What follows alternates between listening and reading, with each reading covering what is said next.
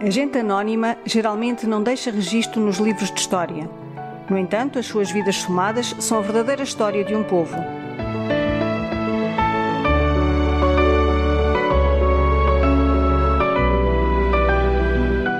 É desse passado ainda vivo, na memória dos mais velhos do litoral alentejano, que vamos à procura.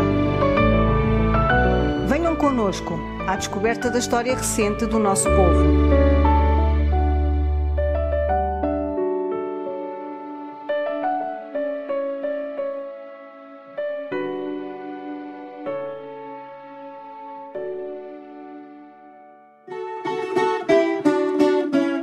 Em janeiro de 1935, o Vida Alentejana informava que iriam ser empedrados 50 km da atual Estrada Nacional 120 e seriam construídas as pontes das ribeiras de Odeceixe e do Sol Posto. A notícia era dada pomposamente como grande obra da ditadura.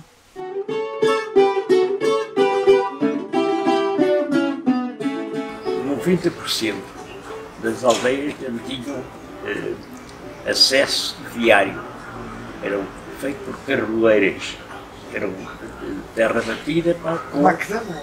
Macadam não. Terra mesmo. Sim.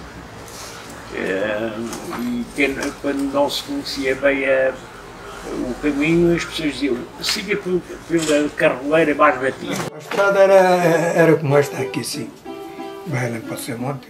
Sim. E essa é bem aqui. Para Mil Fontes. Para Odmira, já era alcatroada, não? Não. Quando eu nasci ainda ia-se de carreta de bois. Daqui para fora não havia nada que fosse alcatroado. Daqui de São Luís. Era tudo terra. Era tudo terra. Tudo caminhos de velhos. Já depois de ter nascido é que isso foi alcatroado. De facto, o Vida Alentejana de 11 de setembro de 1934 lamentava o mau estado dos caminhos na aldeia de São Luís. Nele se lê: entra-se no caminho de São Luís, a parte mais dura do percurso, por uma estrada onde o pó tem muitos centímetros de altura.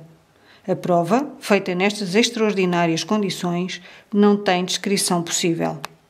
Os meios de transporte mais usados eram andar de burro e na carroça, puxada por um cavalo, mas principalmente andávamos a pé. A total ausência ou o estado deplorável dos caminhos constituía desde sempre um importante fator de desvantagem para a atividade produtiva e comercial. O Vida Alentejana, de fevereiro de 1935, refere que um adito comercial inglês afirmou que o agricultor português encontra enormes desvantagens no elevado custo de transportes internos. Do Alentejo a Lisboa, o transporte de trigo sai mais caro do que dos Estados Unidos da América ou do Canadá a qualquer dos principais portos de Portugal. As estradas eram de altos e baixos e estreitinhas. Era terra batida, sim. Ir num transporte de rodoviária, por exemplo, era muito marcado, muito planeado. Às vezes tinha que ter o número suficiente, senão não iam. Mas também havia muita gente que tinha carroças, mais que uma até. Sim, mas, por exemplo, nós nunca tínhamos transportes. Eu lembro-me, a minha avó, de quando vinha para a minha casa, vinha de burro, e nós quando íamos, a minha avó fazia coincidir com o terminar assim das aulas, numa época que terminasse as aulas, como nós terminávamos as aulas em junho e só regressávamos em outubro, nós íamos, porque era com muito tempo. Mas a minha avó fazia quase um dia inteiro de burro, daqui até aos Camachos, por ali afora, até chegar lá à Casa Nova da Cruz. O concelho de Odmira era, no aspecto de vias de comunicação, particularmente mal equipado. Nessa mesma edição do Vida Alentejana, afirma-se: a densidade média de vias de comunicação no continente é de 185 metros por quilómetro quadrado, pois nos distritos de Beja e Évora não chega a atingir os 75, e no concelho de Odmira, um dos mais ricos, quer em agricultura, quer em minérios, não ultrapassa 13. Os números são esclarecedores. As aldeias tinham acesso às sedes de freguesia. Essas tinham acesso viário. O resto não havia. Era terra batida. Esta zona que abrange aqui de Odmira, São Teotónio, Saboia, Luisianos e São Martinho, para cá, tudo isso tem o tamanho da área da Ilha da Madeira. Não havia nem um telefone, nem uma estrada, nem eletricidade, nada, zero, nem água, nada, zero. Portanto, posso explicar como é que isto estava nessa altura. É daí que havia aqueles casos, como o Agostinho chegou a ver, e eu também vi com ele, pessoas que morriam e que ficavam 3 e 4 dias à espera de passar a ribeiras para serem enterrados. Transportes não havia. Era a pé. Transportes eram as nossas pernas. Um burro, um cavalo, uma carroça. A gente não tinha. Mas era tudo a pé. Era tudo a pé. Se fosse, por exemplo, ao Odmira, uma feira, um mercado, uma coisa Isso nunca fui. Nunca ia. Nem porque não saía daqui da terra. Quando íamos aqui ao cercado que chamava a Feira de São Pedro, íamos no carro, meu pai tinha um carro e uma mula, íamos no carro. Carro de mulas. No carro, íamos tudo no carro. Olha assim, na carroça. E por exemplo, se tivessem que ir a Lisboa ou a Beja ou uma coisa qualquer, tratar de qualquer coisa, é isso? Nunca me lembro de ir a não esses se lembra de ir. Não. Mas não saía, normalmente não saía daqui. Não, nunca fui a esses sítios. Portanto, as viagens era a velocidade do passo, não é? Se fosse a Mil Fontes, era o tempo que demorava. Olha, fui muitas vezes às Mil Fontes a pé. São o quê?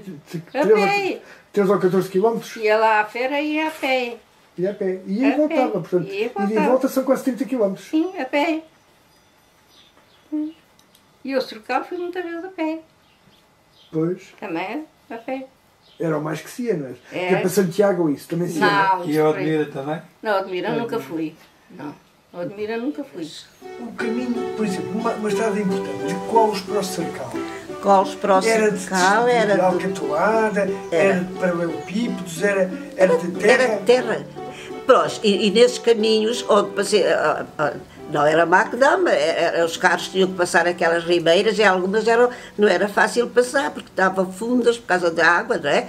Passar ali a água, às vezes era difícil, os cavalos tinham que ir devagarinho e depois, quando chegavam à outra margem, que era relativamente pequenina, pronto, mas tinham que se esforçar para puxar as rodas da carroça. Pronto. No Monte Branco havia a carreta dos bois, havia outra vez a carne da parelha, havia a charrete, que só levava 3 pessoas, e havia a carrinha onde tinha um banco e cadeiras atrás para nos sentarmos. Tinha esses transportes todos aqui. Quando íamos à feira de Castro, que era a grande feira do Alentejo, do Baixo Alentejo, era um carro toldado, portanto que tinha um pano por cima, e nós dormíamos debaixo do carro porque se ficava uma noite na feira. A falta de bons portos e o afastamento da linha de caminho de ferro somou-se à quase total ausência de rodovias dignas desse nome. A inacessibilidade do território fechou até muito tarde as portas da modernização e do desenvolvimento ao litoral do Baixo Alentejo e marcou múltiplos aspectos do cotidiano da região. Ir a uma feira longe, por exemplo, a Garvão, ia a uma vez à feira de Garvão. As feiras que íamos aqui assim era Odmira, Cercal, Mil Fontes, Sonega, o máximo. Sim.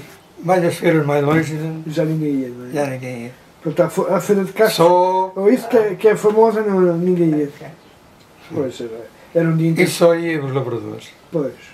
À feira de Garvão só ia os lavradores. Sim, de cavalo. Os lavradores iam à feira de Garvão para ir vender os borregos. Pois. Não havia compradores, só havia compradores na feira de Garvão. E então os lavradores iam à feira de Garvão para vender os borregos, que era para receber o dinheiro para poderem fazer a ceifa. E depois vendiam o trigo, que era para comprar o adubo. Para a sementeira a seguir. Para a sementeira a seguir. Que era depois em novembro. Pois. Novembro, dezembro, a sementeira. Chovia mais nesse tempo? Chovia muito. Nesse tempo chovia muito. Pois. Nós hoje falamos do clima que está mais seco. Esses barrancos, se calhar, dia tudo cheio de água. Às vezes. Não? Transportes era a pé. Era a pé.